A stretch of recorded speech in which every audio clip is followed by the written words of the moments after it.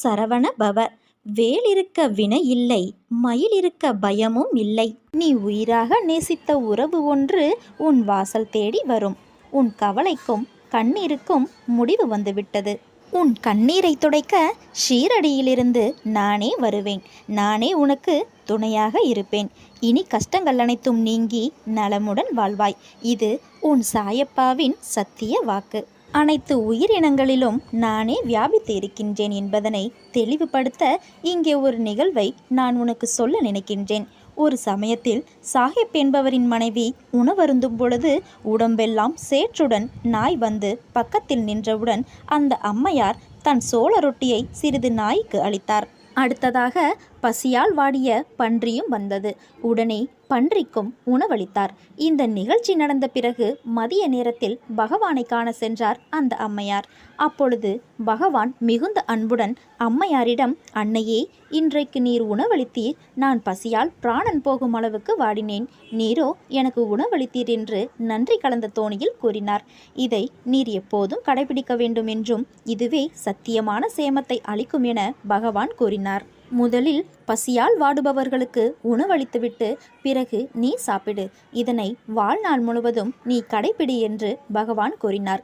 இந்த வழிமுறையை அந்த அம்மையாருக்கு மட்டும் அல்ல, நாமும் கடைபிடிக்க வேண்டும் என்பதற்காக சச்சரிதத்தில் குறிப்பிடப்பட்டுள்ளது. ஆனால் அந்த அம்மையாருக்கோ ஒன்றுமே புரியவில்லை. நானோ நாய்க்கும் பன்றிக்கும் அல்லவா உணவளித்தேன், எவ்வாறு பகவான் உட்கொண்டிருக்க முடியும் என்று சிந்தித்தார். அப்பொழுது பகவான் கூறினார், அன்னையே, பசியால் வாடிய நாயும் சேறு பூசிய பன்றியும் நானே என்றார். பகவானுடைய திருவாய்மொழியை கேட்ட அம்மையார் வியப்படைந்தார். பகவான் மேலும் கூறினார், அன்னையே, சில சமயம் நாய், சில சமயம் பன்றி, சில சமயம் பசுமாடு, இவ்வாறு நான் பல்வேறு சமயங்களில் பலவிதமான உருவங்களில் உலா வருகின்றேன் அன்னையே என்றார். மேலும் உயிருள்ள ஜந்துக்கள் முதல் அனைத்திலும் என்னை பார்ப்பவரையே நான் விரும்புகிறேன் என்று அறிந்து கொள்ளும் பேத புத்தியை நீ விட்டுவிட வேண்டும். அதுவே என்னை வழிபடும் முறையாகும் என்றார். அனைத்து உயிர்களிலும் வியாபித்து இருக்கின்றார் என்பதை நாம் உணர வேண்டும் என்பதற்காகவே இந்த நிகழ்ச்சி சத்சரிதத்தில் குறிப்பிடப்பட்டுள்ளது. ஆகையால் நாம் அனைவரையும் சமமாக நேசித்து அன்பு பாராட்டி அனைவருக்குள்ளும் வீற்றிருப்பது ஏகத்தின் ஒரு துளியே என்கின்ற மூல சூட்சமத்தை உணர்ந்து சாய் மாதாவின் அன்புக்கு நாம் பாத்திரமாவோம். சாய் குரு பகவான் காட்டிய நெறிமுறைகளை நாம் அனைவரும் பின்பற்றி உயர்ந்த நிலையை நாம் அடைய பெறுவோம். இந்த உலகில் குருவின் வாக்கு ஒன்றுதான் மனிதனை காப்பாற்ற முடியும். குருவை நம்பியவர்களுக்கு கேட்டதெல்லாம் கிடைக்கும். யார் யார் நினைவுகள் எப்படி இருக்குமோ பயனும் அப்படியே இருக்கும். குரு சொன்ன வார்த்தையில் நம்பிக்கை வைத்தவனுக்கு நினைத்தது நடக்கும். எனதன்பு குழந்தையே, இதயமே வெடித்து சிதறும் அளவுக்கு பாரத்தை சுமந்து கொண்டிருக்கிறாயா? ஒன்றை மறந்து விடாதே, அந்த இதயத்திற்குள் தான் இறைவன் சிம்மாசனம் போட்டு அமர்ந்துள்ளார். நீ சந்திக்கும் தோல்விகள் உன்னை நிலைகுலைய வைத்துள்ளது. உன் முகத்தில் ஒரு கலவரம், நாம் இந்த நிலையிலிருந்து மீண்டு வர முடியாதா என்று. நம்மை இதே நிலையிலேயே இறைவன் வைத்து விடுவானா என்ற பயம் உன்னுள் வந்துவிட்டது. இது உன் முகம் பிரதிபலிக்கும் கலவரத்திலேயே இறைவனுக்கு தெரிகின்றது. நீ படும் துயரங்களை இறைவன் அறியாதவனா என்ன? அப்போது ஏன் தீர்வுகளை தரவில்லை என்றுதானே கேட்கிறாய்? தீர்வுகளை உருவாக்கத்தானே உன்னுள் வந்து இறைவன் அமர்ந்துள்ளார்.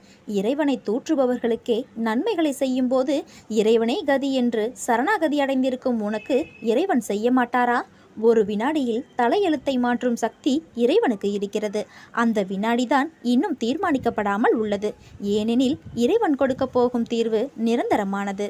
சில விஷயங்கள் உனக்கு கூறியது போன்ற நிகழ்வுகள் இப்போது நடக்காமல் இருப்பதை நினைத்து உனக்கு உன் கோரிக்கைகள் இறைவன் நிறைவேற்றவில்லை என தோன்றும். ஒன்றை புரிந்து கொள், நடப்பதை மட்டும்தான் உங்களுக்கு இறைவன் கூறுவார். இறைவன் உங்களுக்கு கூறிய அனைத்தையும் நிச்சயம் நிறைவேற்றுவார். உங்களை காப்பாற்ற உங்களுக்கு பக்கபலமாயிருந்து உங்களுடைய பயணத்தில் இறைவனும் பயணிப்பார் என்பதை ஒரு பொழுதும் மறவாதீர்கள். உங்கள் மனம், புத்தி, எதிர்மறை சிந்தனை, பயம், கலக்கம் என அத்தனை தேவையில்லாத தோற்றத்தையும் இறைவன் வெளியில் எடுக்கவே இத்தனை நிகழ்வுகளும் நடக்கின்றன. உங்கள் தேவைகள் அனைத்தும் பூர்த்தி செய்யப்பட்டு இறைவனின் ஆசீர்வாதங்களுடன் வந்தடையும் நாள் வெகு தொலைவில் இல்லை, மிக மிக அருகில் வந்துவிட்டது. நல்லது நடக்கும், நல்லதே நடக்கும், நல்லது மட்டுமே நடக்கும். இறைவன் உங்களோடு தான் இருக்கிறார். எங்கும் எப்போதும் என்றும் என்றென்றும் இருக்கிறார். நீ விரும்பியதை தர உன் வீட்டிற்கே வந்துவிட்டேன். மனதிற்குள் அழுது கொண்டிருக்கும் உன்னிடம் பேசவே நான் வந்துள்ளேன். நான் சத்திய தேவன், பொய் சொல்ல மாட்டேன். முழுமையான சரணாகதியடைந்து நீ கரம் குவித்தால் ஓடி வரும் நாராயணன் நான். உன் விதியை அவ்வப்போது மாற்றிக்கொண்டிருக்கும் கலியுக பிரம்மாவும் நானே. உனது இன்னல்களை அளிக்கும் ஈசனும் நானே. கோபத்தின் போது வெளிப்படும் அக்னியும் துக்கத்தின் போது வெளியாகும் கங்கையும் நானே. உன் நாசியில் வெளிவரும் வாயுவும் நானே. எங்கும் எதிலும் உனக்காக உன் சார்பில் இருக்கும் அன்பு தந்தை நான். நீ அமைதியாக இரு. என் பெயரை சதா உச்சரித்து கொண்டு இரு. உனக்கு தேவையானதை நானே செய்வேன். கடைசி வரை உன் கூடவே இருந்து நான் துணை செய்வேன். நான் நினைத்தால் ஒரு நொடியில் உன் நிலைமையை மாற்றுவேன். நீ கூட உணரமாட்டாய். என் வழிகள் எப்போதும் ஆச்சரியமானவை. என் மீது முழு நம்பிக்கை வைத்துப்பார். நான் உன்னிடம் என்ன கேட்டேன்? சௌக்கியமாக இருக்கிறாயா என்று கேட்டேன். அதற்கு நீயோ, நீதான் பார்த்து கொண்டிருக்கிறாயே பாபா என் சௌக்கியத்தை என்கின்றாய். எனக்கு மட்டும் ஏன் இந்த கஷ்டம்? பலவித பிரச்சனைகள் சூழ்ந்து கொள்ள இரவு முழுவதும் அழுது புலம்புகிறேனே. எத்தனை காலம்தான் இந்த துன்பமும் துயரமும்? இதற்கு விடிவே இல்லையா என்று ஆதங்கத்தோடு என்னை கடிந்து கொள்கிறாய். சில சமயங்களில் தற்கொலை செய்து கொள்ளலாமா எனவும் நினைக்கின்றாய். உன் மனவேதனைகள் ஒன்று சேர்ந்து உனக்கு சோர்வை தருகின்றது. உன் முகம் வாட்டமாகி விடுகிறது. உன் குறைகளை அடுத்தவரிடம் சொல்ல நினைக்கின்றாய்.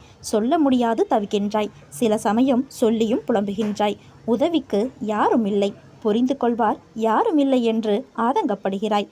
உதவிக்கும் புரிந்து கொள்வதற்கும் உன் சாயப்பா நான் இருக்கிறேன். ஒன்றை நினைவில் வைத்துக்கொள். தாங்க முடியாத கஷ்டத்தை என் குழந்தைகளுக்கு நான் ஒருபோதும் தருவதே இல்லை. தன் மகன் கண்ணீரும் கம்பளையுமாக நிற்கும்போது, தன் மகன் நிர்கதியாய் அழும்போது எந்த தந்தையாவது மகிழ்வானா? உன்னோடு உன்னில் நானும் அழுகின்றேன். தைரியமாக போ. எதையும் தாங்கிப்பார். வாழ்ந்து விடலாம். இந்த சாயி உன் பின்னாலும் உனக்கு முன்னாலும் பக்கவாட்டிலும் சூழ்ந்து கொண்டு உடன் வருகிறான் என்பதை நினைவில் கொண்டு என் பெயரை உச்சரித்து வா. அனைத்தும் உனக்கு சுபமாக முடியும்.